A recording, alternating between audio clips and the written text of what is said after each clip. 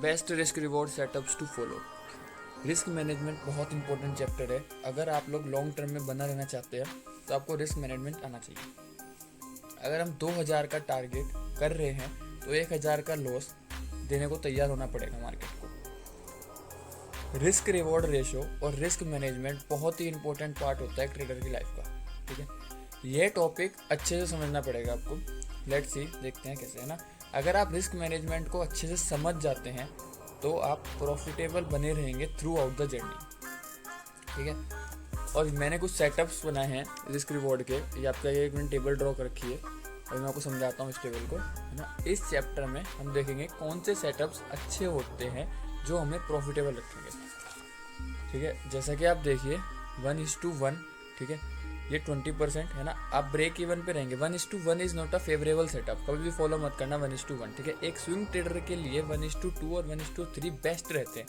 ठीक है, अगर आप 1000 का लॉस दे रहे हैं और 2000 का प्रॉफिट कर रहे हैं तो आप बेस्ट रहेगा। ठीक है, अगर आप 3 ट्रेड्स 10 में से 3 ट्रेड्स अगर आपकी सक्सेसफुल जाती है ना तो आप प्रॉफिटेबल रहोगे ओवरऑल। ठीक है, 1:3 is also a best setup और 1:4 मेरा one of the favourite setup है।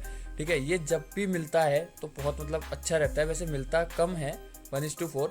बाकी स्विंग ट्रेडर के लिए एक रीटेस्ट एंट्री और छोटा स्टॉप लॉस के साथ अगर आप ट्रेड करते हैं तो आपको 1:4 ईजिली मिल जाएगा।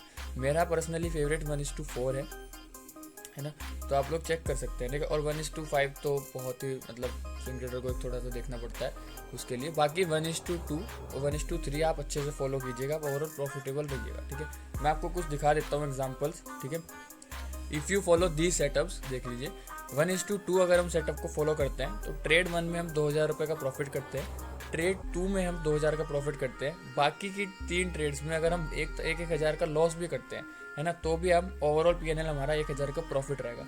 1:3 में अगर हम 2 ट्रेड में 3 ट्रेड में हम लोग 1000 का लॉस करते हैं तो 3000 हमारा लॉस हो गया, लेकिन हम 2 ट्रेड में प्रॉफिट करते हैं तो 6000 का हमारा प्रॉफिट हो गया।